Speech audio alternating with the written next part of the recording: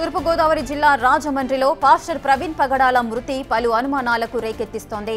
కొంతమూరు హైవేపై ప్రవీణ్ పగడాల మృతదేహం లభించడం తీవ్ర కలకలం రేపుతోంది. రాజమండ్రి ప్రభుత్వాసుపత్రి వద్ద క్రైస్తవ సంఘాలు నిరసనకు దిగాయి. ప్రవీణ్ మృతిపై ప్రభుత్వం సమగ్ర విచారణ చేయాలని క్రైస్తవ సంఘాలు డిమాండ్ చేస్తున్నాయి. తనకి ప్రాణహాని ఉందని నెల క్రితమే సోషల్ మీడియాలో ప్రవీణ్ ప్రస్తావించాడు. ఇది జరిగిన కొన్ని వారాలకే ప్రవీణ్ శవమై కనిపించడం పలు అనుమానాలకు తావిస్తోంది.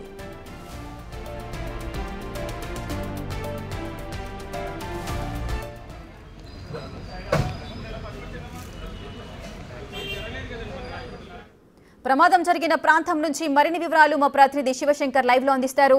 శివశంకర్, ప్రవీణ్ మృతికి గల కారణాలేంటి? ఏమైనా డీటెయిల్స్ తెలిసాయా? హైవే మీద ఖచ్చితంగా ఆయన ఎవరో అటాక్ చేశారని అయితే క్రైస్తవులంతా చెప్తున్న పరిస్థితి కనిపిస్తుంది. క్రైస్తవ బోధకులందరూ కూడా అనుమానాలు వ్యక్తం చేస్తున్నారు. ఎందుకంటే ఇక్కడ ఒక కర్ర కూడా ఉంది, కర్రకి కూడా బ్లడ్ అంటుకుని ఉందంటూ కూడా చెప్తున్నారు. చూడొచ్చు మనం, వాళ్ళంతా కూడా కర్రను కూడా చూస్తున్నారు. అయితే చూడొచ్చు ఈ కర్రతోటి దాడి చేసి ఉంటారని చెప్తున్నారు. ఎందుకంటే దీనికి బ్లడ్ అంటుకుని ఉంది. ఈ బ్లడ్ అంటుకున్న తర్వాత ఇక్కడి నుంచి కూడా బండి అంత దూరం వెళ్ళిపోయింది. ఏదైతే రాజమండ్రి ఎయిర్పోర్ట్ దగ్గర నుంచి దిగిన తర్వాత అక్కడి నుంచి కూడా బైక్ మీద ఆయన వస్తూ ఉంటారు. అంటే ప్రసంగాలు ఇవ్వడానికి ఆయన వచ్చేటప్పుడు వీలుగా ఉండాలని చెప్పి బైక్ అయితే ఇక్కడ పార్క్ చేసుకుని ఉంటారంటూ కూడా ఆయన చెప్తున్న పరిస్థితి కనిపిస్తుంది.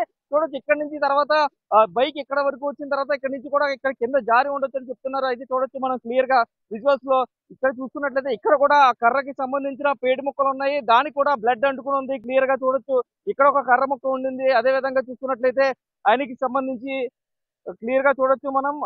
ఈ పక్కన చూసుకున్నట్లయితే బైక్ ఇక్కడ ఉండిపోయింది, ఇక్కడ ఇరుక్కుపోయింది. బండి అయితే ఇక్కడ నుంచి జారిపోయింది. ఇక్కడ ఆయనకి సంబంధించిన షూ కావచ్చు. అదే విధంగా చూడొచ్చు బైక్ కి ఒక సైడ్ డ్యామేజ్ అయినట్టుగా కూడా కనిపిస్తుంది. అంటే వెనక నుంచి ఆ బండిని పుష్ చేసి గుద్దినట్లుగా కూడా మనకి తెలుస్తుంది. క్లియర్ గా బండి హెడ్ లైట్ కూడా కొంచెం డ్యామేజ్ అయింది. చూడొచ్చు మనం క్లియర్ గా విజువల్స్ లో చూపించే ప్రయత్నం కూడా చేస్తాం. చూసుకున్నట్లయితే హెడ్ లైట్ పూర్తిగా పగిలిపోయింది. హెడ్ లైట్ కి సంబంధించి పూర్తిగా ఈ ఫ్రంట్ పార్ట్ కూడా పగిలిపోయింది. అయితే దీనికి సంబంధించి పూర్తి స్థాయి ఎంక్వైరీ పోలీసులు చేయాలంటూ కూడా చెప్తున్నారు. ఆయనకి సంబంధించి బాడీ కూడా ఇక్కడే ఉండిపోయింది. అయితే దాని గురించి అందరూ కూడా అనుమానం వ్యక్తం చేస్తున్న పరిస్థితి కనిపిస్తున్నాయి. ఈ బైకే కాదు, అక్కడ చూసుకోవచ్చు హెల్మెట్ కూడా, అంటే హెల్మెట్ ఉన్నప్పటికీ కూడా ఫేస్ మీద ఎక్కువ దెబ్బలు ఉన్నట్లుగా, అంటే ఫేస్ కట్ అయినట్టుగా కూడా క్లియర్ గా కనిపిస్తుందని కూడా చెప్తున్న పరిస్థితి కనిపిస్తున్నాయి.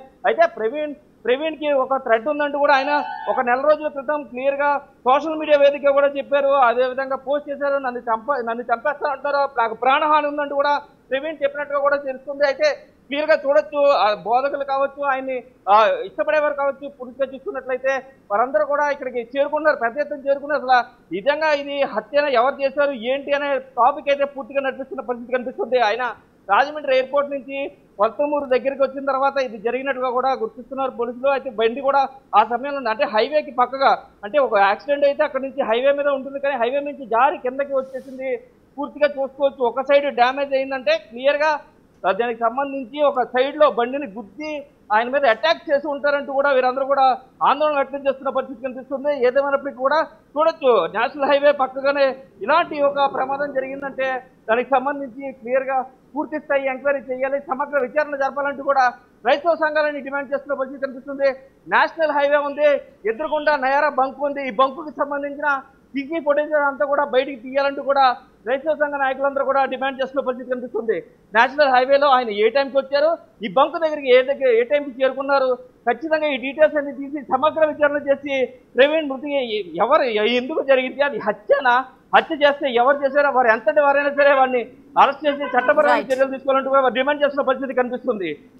Right, thank you Shivashankar, thanks for the live details.